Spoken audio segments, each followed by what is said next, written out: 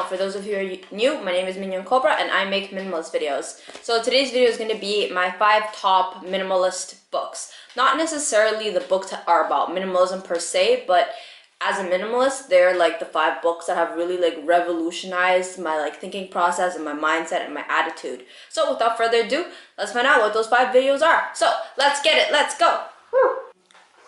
Alright guys, so I don't have all the books on me because obviously I need to travel light. So I only have some of them physically on me. Yeah, I just have these 2. And the other ones, when I talk about it, I'm just gonna link the title or a little picture or something like that. Okay, so the first book that really changed my mindset was Rich Dad Poor Dad. If you guys have seen my other videos, you know I'm kind of obsessed with this book. This book I would say is a minimalist, inspired. It's in that realm of minimalism because that's kind of that's my reason for why I am a minimalist, or I use minimalism as a tool.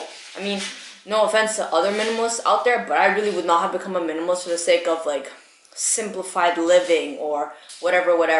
I was pretty happy being a consumerist. I was broke all the time. That's the part that sucked. If I was probably more rich, I probably would not have become a minimalist. I'd just go about my merry way of consuming more and more stuff. I was a poor person trying to buy a lot of shit, and I couldn't afford to, so I went the other way, and I was well, I want to be rich, so I'm not gonna buy stuff. And since I didn't buy stuff, by default I became a minimalist. That's kind of why I think this book is pretty good. If you're kind of I mean, there's really no shame in the reasons for why you become a minimalist. If you became a minimalist because you're trying to save money, there's no shame in that. Yeah, maybe there's lots of reasons, you know, save the planet, live more simply. A lot of benefits will come with becoming a minimalist, but there's no shame if your reason for becoming a minimalist is to save money. That's fine. That was my reason. It wasn't until later that I got into minimalism that I was okay, there's a lot of things to benefit from. Okay, so that's why I recommend this book. This book talks about how you get out of the rat race and into the fast lane. So that's just to kind of sum up the book, poor people buy luxuries first and assets last, if ever they buy assets, and the rich buy assets first and luxuries last. So that kind of from somebody who used to live on welfare, I had to change my mentality about my money and my wealth. Before, if I ever expected to get out of my self-imposed poverty. Because I'd make some money, but then I'd spend it all, so I wasn't doing myself any favors. But this book really helped change my mind about it, change my attitude towards money.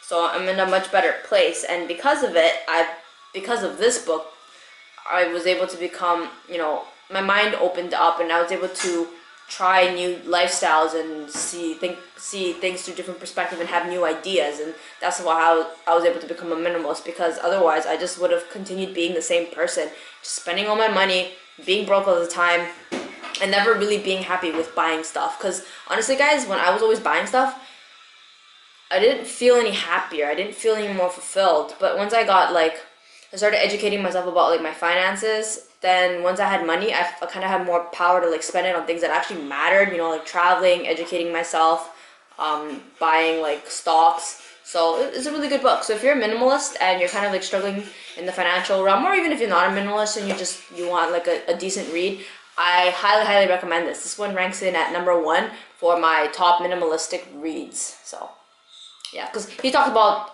stop buying crap. So a lot, you know, essentially minimalism is don't buy crap. So yeah, really good book. Alright, so number 2, You Are a Badass. This one is really good too. This one is more kind of in the realm of self-help spiritualism. It's not minimalism. There's only one book here that's about minimalism, and that's Do Less, and that's going to be the 3rd book that I'm going to talk about.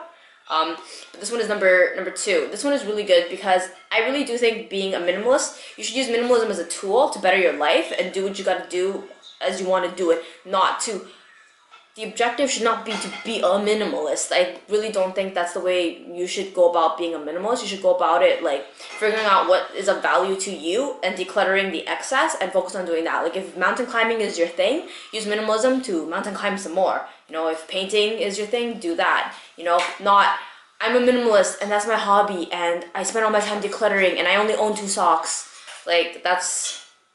As a minimalist, I'm allowed to say that's extremely stupid.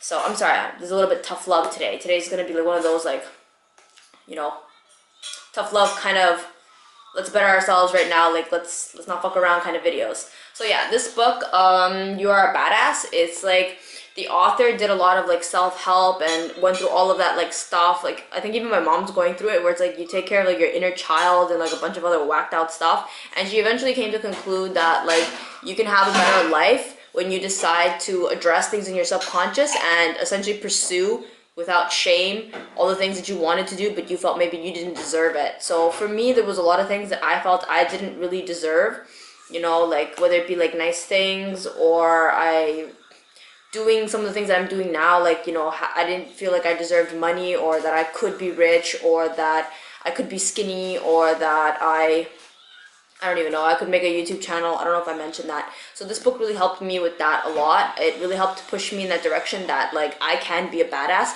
Oh, this is where I discovered the law of manifestation with this book. And the law of manifestation, guys, it really works. So like if you're like on your journey to minimalism and you kind of are stuck and you want to go to the next level, I recommend this book, You Are a Badass. So you can go from spending your time counting how many shoes you own to like actually living a fulfilling life. So really good book. Okay, book number 3. This one is actually a minimalist book. It's called Do Less, and I think it's by like Jonat. I always forget this author's name. I don't know why. I think her name is Rachel. It's really good.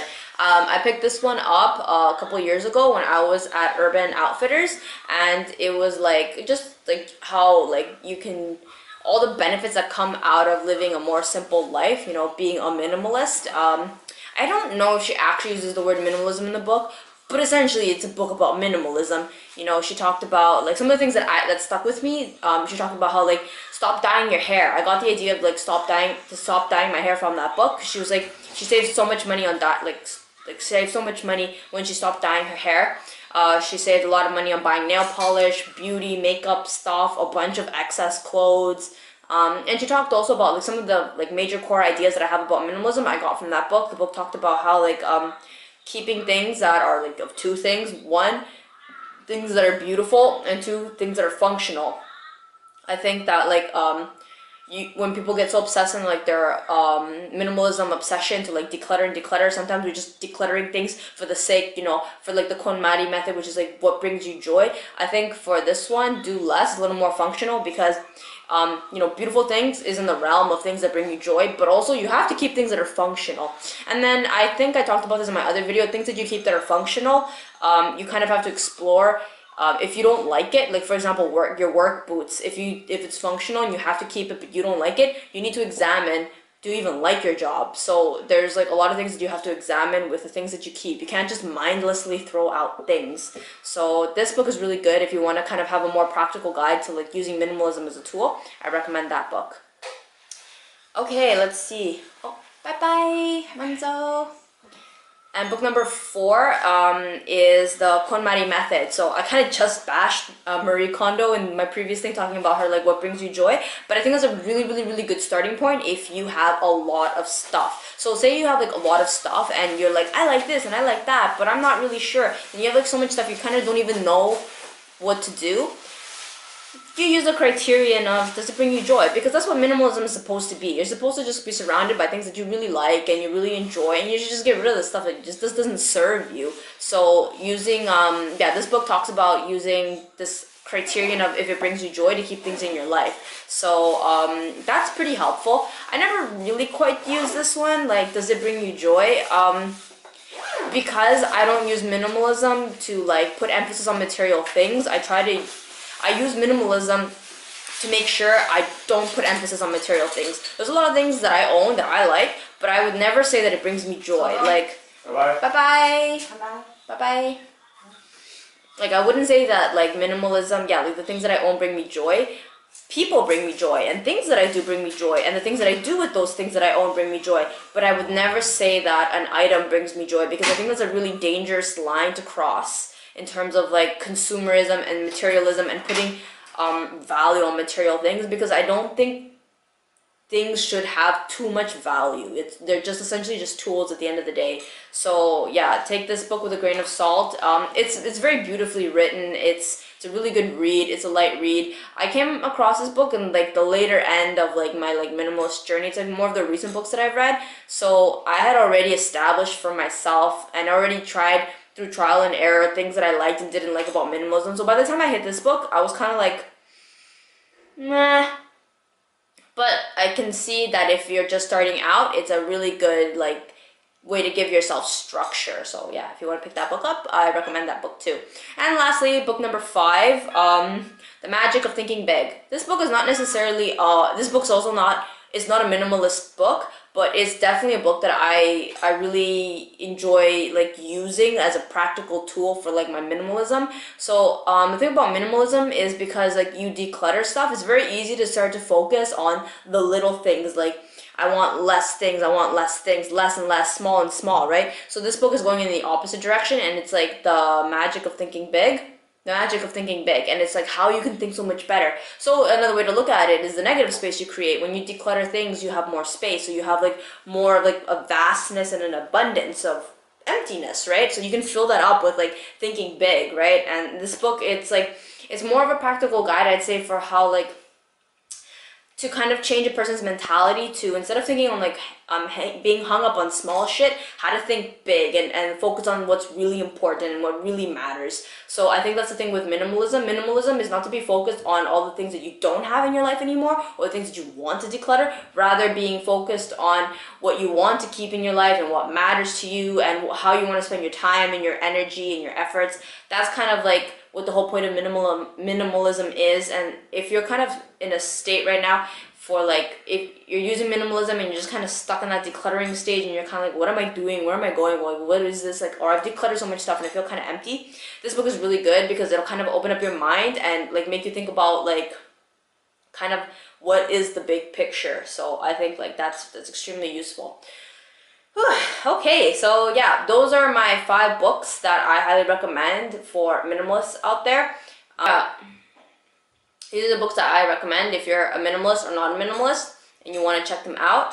I think these would be like really good tools to kind of give you a more like well-rounded edge, you know, with like Rich Dad Poor Dad, talking about finances, the magic of thinking big, kind of like not getting hung up on the small stuff, you know, getting obsessive about like minimalism itself and it's all small details. You are the badass. So once you've decluttered all that crap in your life, how can you start living the best life that you can? And what are the other ones? Do less. And the KonMari method is just kind of like the more practical aspect of minimalism. Okay, so like why are we doing this? How are we doing this? How are we using minimalism? So I think gives you like the whole package. So if you like this video, give it a thumbs up. If you want to leave any comments down below for like books that you recommend for like minimalists out there, or if you've read some of these books and you want to like let me know what's your opinion about it, feel free. I always read and reply to comments. And if you want to check out more of my videos, hit the subscribe button. I post content every Friday and some days in between Fridays too, right now that I have time. And you guys know that I love you guys so much, and I will catch you in my next video. Bye! Mwah.